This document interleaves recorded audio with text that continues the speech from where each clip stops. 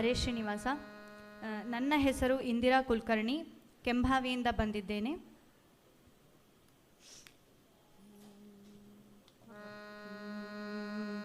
ಶ್ರೀಹರಿ ದಯಾನಿಧೆ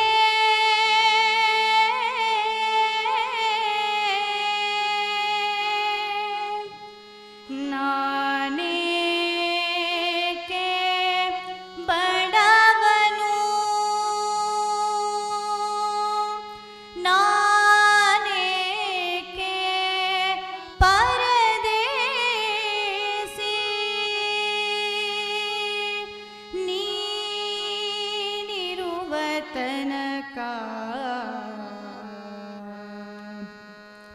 ನಾನೇಕೆ ಬಡವನು, ನಾನೇ ಪರದೇಸಿ, ನಾನೇಕೆ ಬಡವನು, ನಾನೇ ಪರದೇಸಿ.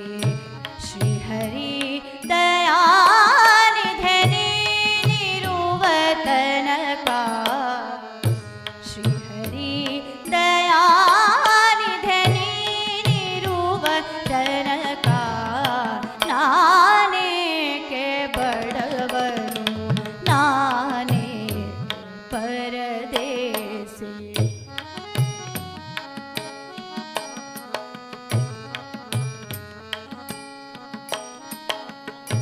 ಹುಟ್ಟಿಸಿದ ತಾಯಿ ತಂದೆ ಇಷ್ಟ ಮಿತ್ರನು ನೀನು, ಹುಟ್ಟಿಸಿದ ತಾಯಿ ತಂದೆ ಇಷ್ಟ ಮಿತ್ರನು ನೀನು, ಅಷ್ಟ ಬಂಧುವು ಸರ್ವ ಬಳಗ ನೀನೇ,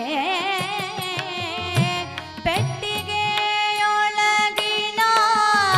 ಅಷ್ಟಾಭರಣ ನೀನೇ, ಪೆಟ್ಟಿಗೆಯೊಳಗಿನ ಅಷ್ಟಾಭರಣ ನೀನೇ, ಶ್ರೇಷ್ಠ ಮೂರುತಿ ಕೃಷ್ಣ ನೀನಿರುವ ತನಕ, ಶ್ರೇಷ್ಠ ಮೂರುತಿ ಕೃಷ್ಣ ನೀನಿರುವ ತನಕ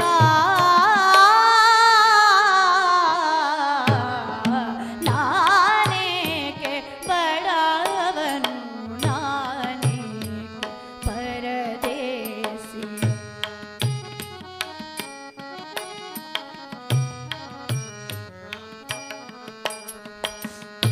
ಬಡ ಹುಟ್ಟಿದವ ನೀನೆ, ಒಡಲಿಗಾಕುವ ನೀನೆ, ಒಡ ಹುಟ್ಟಿದವ ನೀನೆ, ಒಡಲಿಗಾಕುವ ನೀನೆ, ಉಡಲು ಹೊದಿಯಲು ವಸ್ತ್ರ ಕೊಡುವ ನೀನೆ, ಮಡದಿ ಮಕ್ಕಳನ್ನೆಲ್ಲ ಕಡೆ ಹಾಯಿಸುವವ ನೀನೆ, ಮಡದಿ ಮಕ್ಕಳನ್ನೆಲ್ಲ ಕಡೆ ಹಾಯಿಸುವವ ನೀನೆ, ಬಿಡದೆ ಸಲಹುವ ಒಡೆಯ ನೀನಿರುವ ತನಕ, ಬಿಡದೆ ಸಲಹುವ ಒಡೆಯ ನೀನಿರುವ ತನಕ ನಾನೇಕೆ ಬಡವನು, ನಾನೇಕೆ ಪರದೇಸಿ.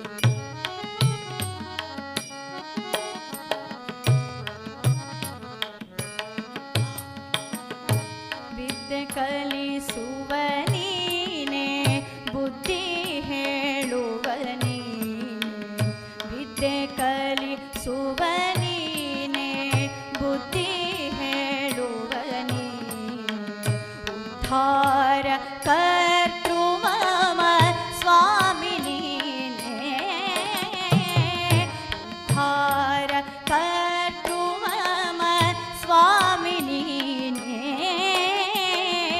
ಮುದ್ದು ಸಿರಿ ಪುರಂದರ ವಿಠಲ ನಿನ್ನಡಿ ಮೇಲೆ, ಮುದ್ದು ಸಿರಿ ಪುರಂದರ ವಿಠಲ ನಿನ್ನಡಿ ಮೇಲೆ,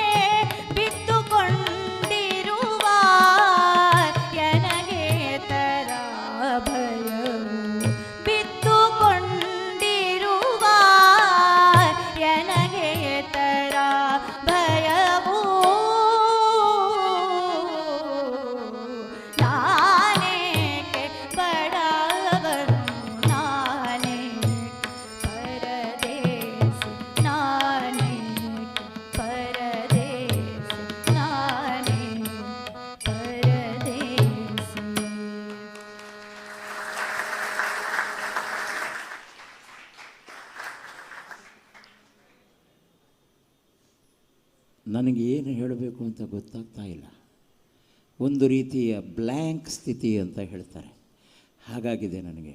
ಯಾಕೆಂತ ಹೇಳಿದ್ರೆ, ನೀವು ಹಾಡುವಾಗ ಶ್ರೀಹರಿ ದಯಾನಿಧೆ ಹೇಳಿದ್ರಲ್ವ, ಅಲ್ಲಿಗೆ ಇಡೀ ಹಾಡು ಬಂದುಬಿಡ್ತು.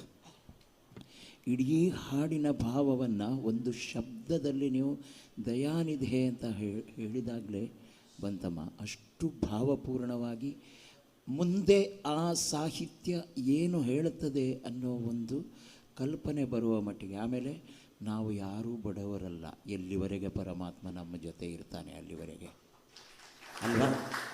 ಎಲ್ಲಿವರೆಗೆ ಪರಮಾತ್ಮ ನಮ್ಮ ಜೊತೆ ಇರ್ತಾನೆ, ನಾವು ಪರದೇಶಿಗಳೂ ಅಲ್ಲ, ನಾವು ಬಡವರು ಅಲ್ಲ.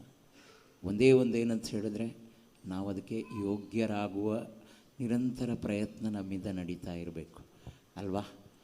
ಎಷ್ಟು ಚೆನ್ನಾಗಿ ಹಾಡಿದ್ರಮ್ಮ. ನಾನು ನಿಮಗೆ ತುಂಬ ದೊಡ್ಡ ಥ್ಯಾಂಕ್ಸ್ ಹೇಳ್ತೀನಿ. ಯಾಕೆ ಅಂತ ಹೇಳಿದರೆ, ನಿಮ್ಮ ಹತ್ರ ನಾನು ತುಂಬ ವಿಚಾರಗಳನ್ನು ಇವತ್ತು ನಿಮ್ಮ ಗಾಯನದಲ್ಲಿ ಕಲಿತುಕೊಂಡಿದ್ದೀನಿ. ಆದ್ದರಿಂದ ನಿಮ್ಮ ಒಳಗಿರುವ ಗುರುವಿಗೆ ನಾನು ನಮಸ್ಕಾರ ಮಾಡ್ತೀನಿ. ನಾನು ಕೆಲವು ವಿಚಾರಗಳನ್ನು ನಿಮ್ಮ ಗಾಯನದಲ್ಲಿ ಕಲಿತ್ಕೊಂಡಿದ್ದೀನಿ ಅಂತ ಹೇಳೋದಕ್ಕೆ ನನಗೆ ಯಾವ ಸಂಕೋಚಗಳು ಇಲ್ಲ. ನಾನು ಸಂತೋಷವಾಗಿ ಕಲಿತ್ಕೊಂಡೆ. ಎಷ್ಟು ಸುಂದರವಾಗಿ ಹಾಡಿ. ಇನ್ನು ಅದೇ ಶಬ್ದಗಳನ್ನು ಮತ್ತೆ ಮತ್ತೆ ಹೇಳಿದರೆ ಕ್ಲೀಶೆ ಆಗತ್ತೆ. ಆ ತಾಳದ ಒಂದು ಹಿಡಿತ ನಿಮ್ಮದು, ಆಮೇಲೆ ಆ ನಿಲ್ಲಿಸಿ ಮತ್ತೆ ಆ ತಾಳದ ಜೊತೆ ಬಂದ್ರಲ್ವ, ಅಲ್ಲಿ ಆ ಕೆಳಗಡೆ ಅವರೋಹಣ ಬಂದು. ಮತ್ತು ಇಲ್ಲಿ ಇನ್ನೊಂದು ವಿಚಾರ ಹೇಳಬೇಕಾದ್ದೇನಂತ ಹೇಳಿದರೆ, ಸಾಹಿತ್ಯ ನಿಮಗೆ ಸಹಜವಾಗಿ ಸರಿಯಾಗಿ ಹಾಡುವ ಒಂದು ನೀವು ಕುಟುಂಬದಿಂದ ಬಂದಿದ್ದೀರಿ.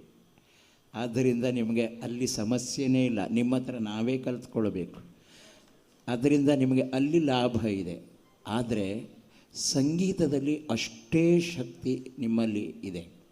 ಅದ್ಭುತವಾಗಿ ಪರಮೇಶ್ವರಿ ರಾಗವನ್ನು ಕೂಡ ಎಸ್ಟ್ಯಾಬ್ಲಿಷ್ ಮಾಡಿದಿರಿ, ಸಾಹಿತ್ಯವನ್ನು ಎಸ್ಟ್ಯಾಬ್ಲಿಷ್ ಮಾಡಿದಿರಿ.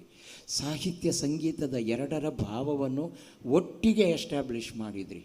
ಎರಡನ್ನೂ ಗೆಲ್ಲಿಸಿದ್ರಿ. ಸಂಗೀತವನ್ನು ಗೆಲ್ಲಿಸಿದ್ರಿ, ಸಾಹಿತ್ಯವನ್ನು ಗೆಲ್ಲಿಸಿದ್ರಿ.